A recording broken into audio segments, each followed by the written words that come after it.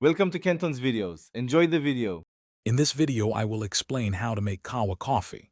First, select high-quality green coffee beans and lightly roast them until they are a pale golden color.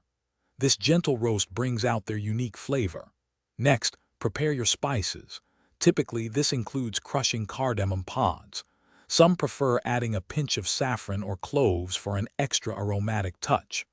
Having all your ingredients ready before you start brewing ensures a smooth process and a delicious cup. Once you have your green coffee beans, it's time to roast them. Use a pan over medium heat, stirring constantly until they achieve a light golden hue. This usually takes about 10 to 15 minutes. After roasting, let the beans cool completely. Then grind them to a coarse consistency, similar to coarse sand or sea salt.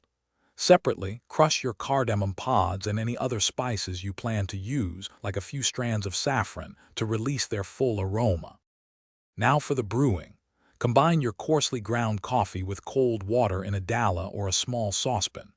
Bring this mixture to a gentle boil over medium heat, then reduce the heat and let it simmer for about 10 to 15 minutes. This slow simmer allows the coffee to fully extract its flavors. After simmering, remove it from the heat. Add your crushed cardamom and other spices, and let it steep for a few more minutes before serving. This creates a rich, aromatic brew. To serve, carefully pour the Qahwa into small, handle-less cups known as finjans, leaving any sediment behind. Traditionally, Qahwa is served without sugar, often accompanied by dates or other sweet pastries to complement its robust flavor. It's a symbol of hospitality and a wonderful way to connect with others.